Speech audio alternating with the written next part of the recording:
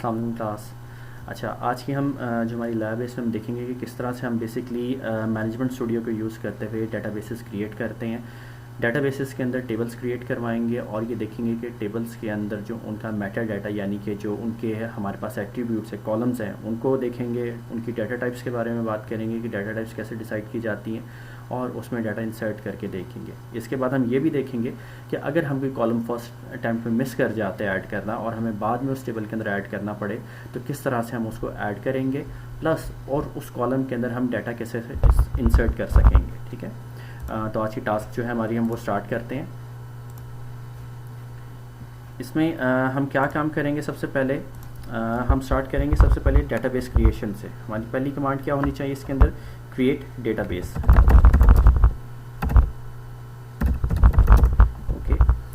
सबसे इंपॉर्टेंट हम डेटाबेस का नाम जो रखेंगे, जिस तरह से डेटाबेस का हमने नाम सेट करना है, अगर हमने कैपिटल में करना है तो वो नाम उसी तरह से ही आना चाहिए। फॉर एग्जांपल मैं यहाँ पे ऑफिस जो नाम है वो सेट करता हूँ अपने डेटाबेसेस के लिए। ठीक है,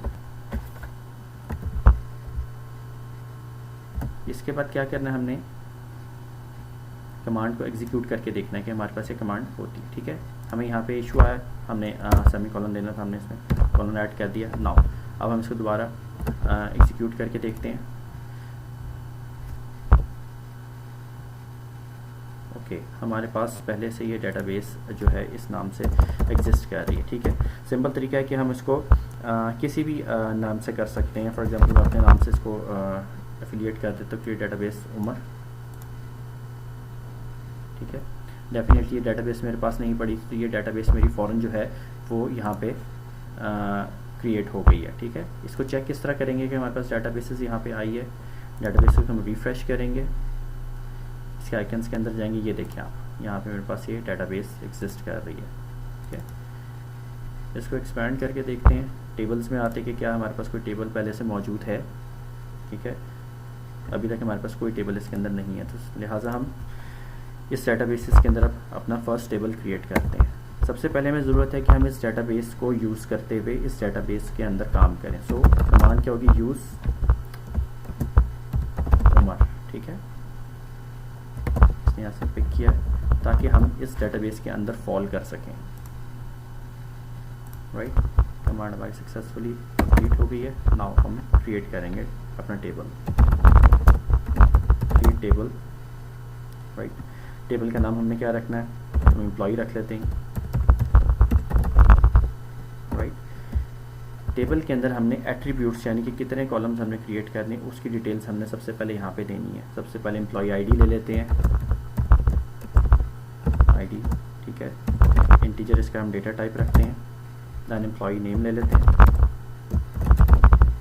एम्प्लॉय नेम हमें पता है, हम इसके लिए जो डाटा टाइप सेलेक्ट करेंगे वो क्या होगी, varchar हम सेलेक्ट करते हैं।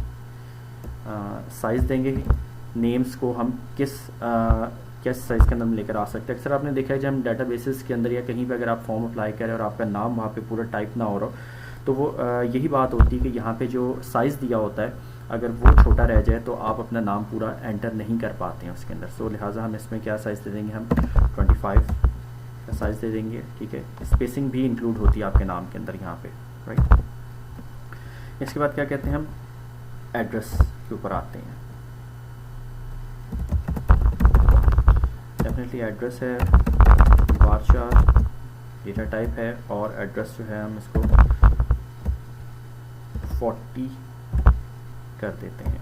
ठीक है, इसका जो साइज़ है, ब्रैकेट अपनी क्लोज करेंगे, सेमी कॉलन, और इस टेबल को हम यहाँ पे क्रिएट करके देखते हैं कि टेबल एग्जीक्यूट हो रहा है कि नहीं हो रहा।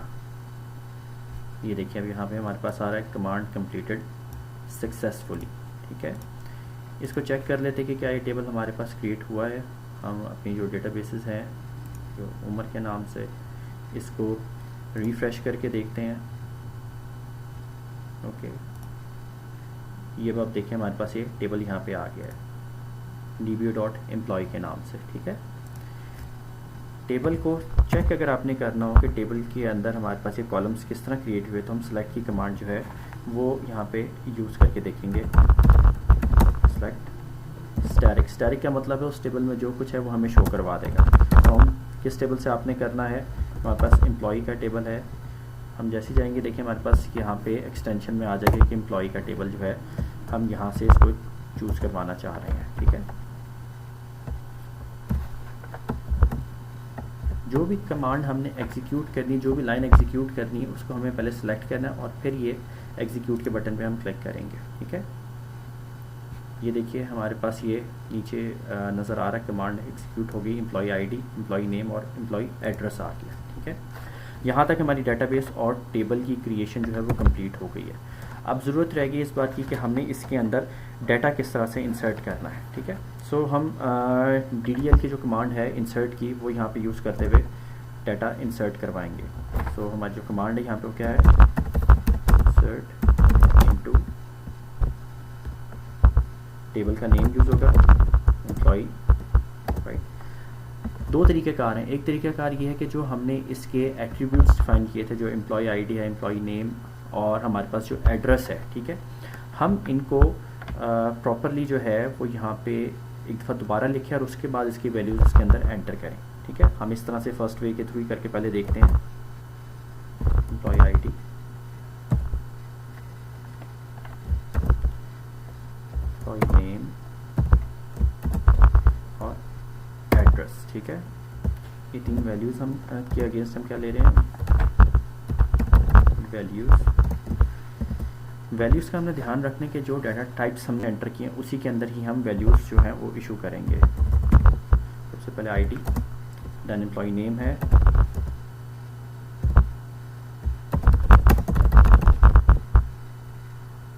Yes sir, then we have the address, हम एड्रेस सेलेक्ट करते हैं,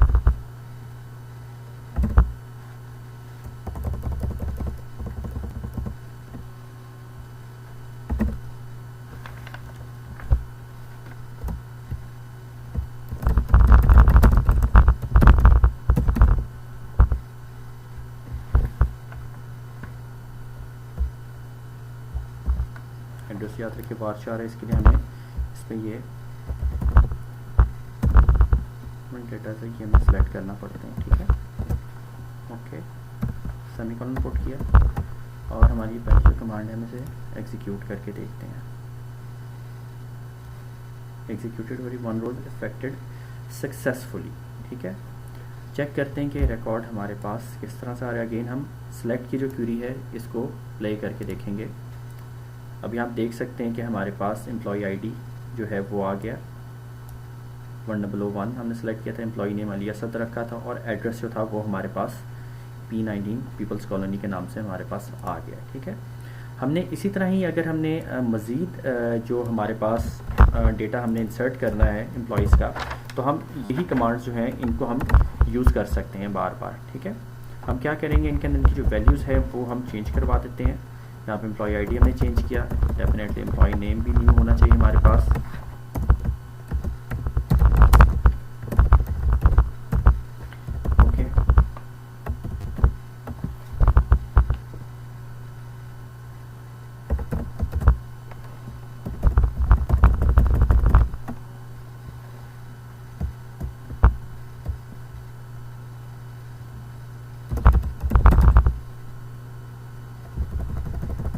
ओके, फाइन।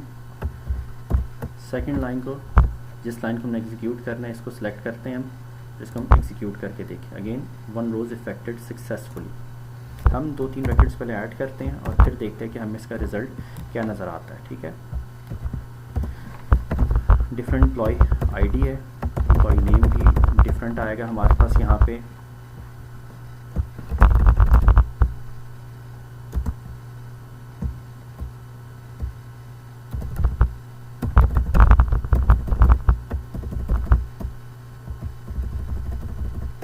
एड्रेस भी डिफरेंट करना है हमने, जो भी हमारा रिक्वायर्ड एड्रेस होगा।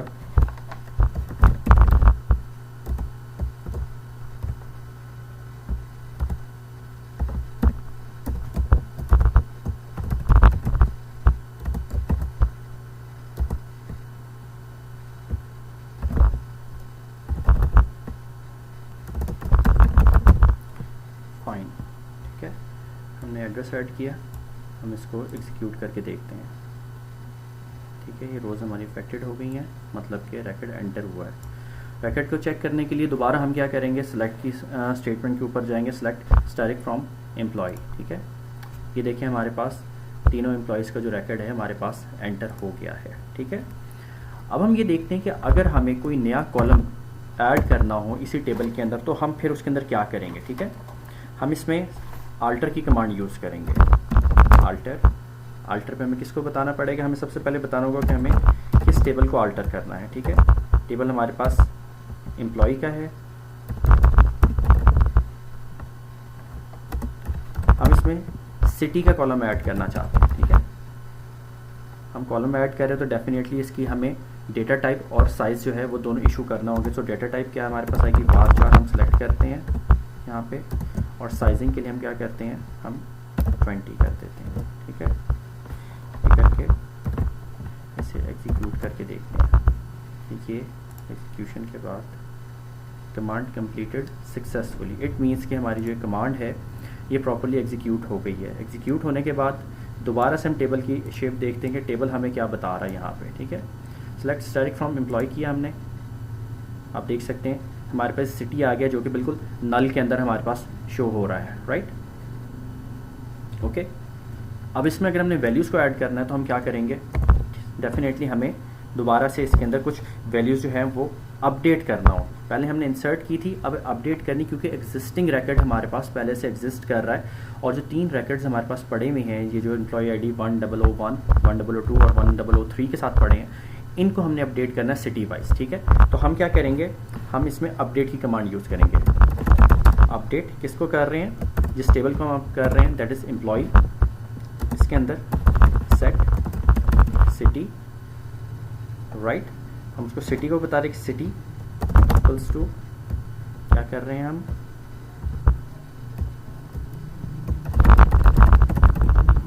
और सिटी का नेम सेलेक्ट किया, कहाँ पे करना है, वेयर, यहाँ पे हम उसको बताएंगे कि किस एम्प्लॉय, जो 3 हमने एम्प्लॉयज़ ऐड किए उसमें किसके अगेंस्ट हमने सिटी देना है। ठीक है, वेयर हमने क्या उसको बताएंगे,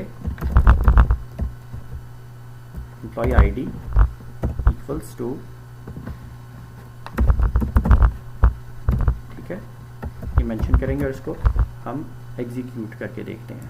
ठीक है, 1 रोज इफेक्टेड।